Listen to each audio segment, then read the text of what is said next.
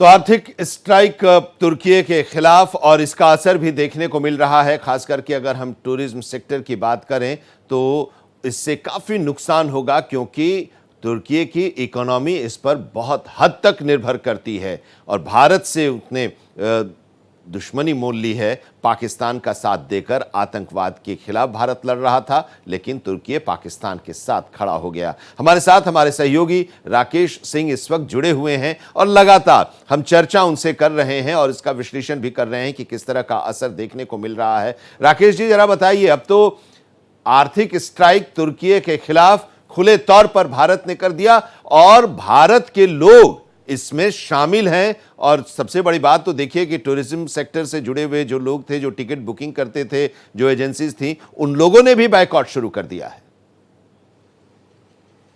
विजय, देखिए जिस तरीके से भारत ने तुर्की का साथ दिया था, आपको याद होगा जब तुर्की में भूकंप आया था, उस दौरान बिना सहायता मांगे भारत की तरफ से तुर्की को सीधे सीधे सहायता दी गई थी। चाहे वो मेडिसिन्स हो, कपड़े हों, तमाम तरह की जो फैसिलिटीज़ होती हैं वो भारत की तरफ से दी गई। जो भी हालांकि तुर्की ने कहा नहीं था, लेकिन सवाल ये उठता है कि जिस तरीके से भारत पाकिस्तान के बीच तनाव चल रहा है, उस दरमियान जो है तुर्की ने सीधे सीधे खुलेआम तौर से पाकिस्तान का साथ दिया, अजरबैजान ने दिया। चूँकि जो सबसे बड़ी बात है वो ये है कि देखिए जो वहाँ से निर्यात करता है, यानी कि भारत जो चीज़ें मंगवाता है उनमें सेब सबसे बड़ी आवक है। जो आज़ादपुर एशिया की सबसे बड़ी मंडी है, वहाँ के जो व्यापारी संगठन हैं उन्होंने साफ तौर पे मना कर दिया है कि देखिए हम वहाँ से अब सेब नहीं मंगाएंगे। चूँकि राष्ट्र की बात है, भारत देश की बात है, लिहाजा राष्ट्र सबसे पहले है। और जहाँ तक अजरबैजान की बात है तो आपको सबसे बड़ा जो वहाँ का जो पॉइंट है वो एक जगह है, वहाँ पे जो टूरिस्ट हैं वहाँ पे जाते हैं और पिछली साल तकरीबन 5 लाख लोग वहाँ पे गए थे। अब चूँकि जब यहाँ से भारतीय लोग घूमने नहीं जाएंगे, बाकू एक जगह है, वहाँ पे घूमने नहीं जाएंगे। चूँकि जो आंकड़े हैं विजय, उसके मुताबिक 5 लाख लोग गए थे। अब चूँकि बाइकआउट किया जा रहा है, वहाँ पे जो भारत से जो यात्रा करने वाले हैं, जो टूरिस्ट हैं, वो नहीं जाएंगे। तो जाहिर सी बात है कहीं न कहीं उनको लॉस तो होगा ही। जैसा कि कल कैट ने एक नेशनल कॉन्फ्रेंस किया था और इस पर तमाम चर्चाएं हुई और एकजुटता को प्रदर्शित करने के लिए तिरंगा यात्रा निकाली जाएगी।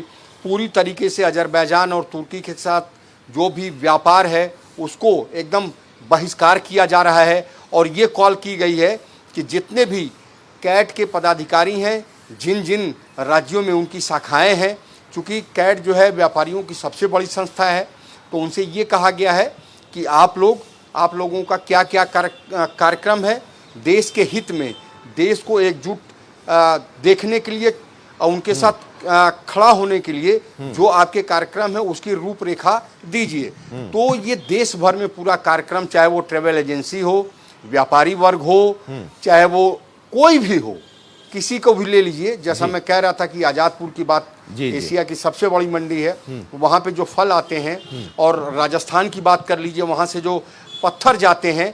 कल मेरी बात भी हुई थी भारत एक्सप्रेस की, उन्होंने साफ तौर पे कहा कि देखिए अब किसी भी स्थिति में जो राजस्थान से पत्थर जाते हैं वो अब वहाँ नहीं जाएंगे। जो संगमरमर के पत्थर हैं और भी टाइल्स हैं, वो तमाम चीज़ें नहीं जाएंगी। एमपी के पदाधिकारियों से बात हुई, जो दालें जाती हैं, जो गेहूं जाता है, वो सब नहीं जाएगा। तो कहीं न कहीं तुर्की और अजरबैजान पे इसका असर जरूर पड़ेगा। लेकिन एक आंकड़ा जो बताता है वो ये बताता है कि 2022 के मुकाबले 100% से घटकर अब जो है जो व्यापार है वो 66% आ गया था 2024 में। तो कहीं न कहीं ये घाटा जो है देखने को मिल रहा है। चूँकि उस दरमियान जो है वो व्यापार हो रहा था, लेकिन अब व्यापार का पूरी तरीके से बहिष्कार किया गया है। तो कहा जा सकता है कि कहीं न कहीं इन दोनों देशों के ऊपर इसका असर देखने को मिलेगा। विजय, बिल्कुल, और इसका असर देखने को मिलेगा और अब एक तरह से देखने को मिलना शुरू भी हो गया है। बहुत बहुत शुक्रिया हमारे साथ जुड़ने के लिए राकेश जी आपका। तो तुर्की और अजरबैजान के खिलाफ बाइकॉट चल रहा है और इस बाइकॉट का असर भी देखने को मिला। पूरा देश एकजुट है, भारत पहले, नेशन फर्स्ट,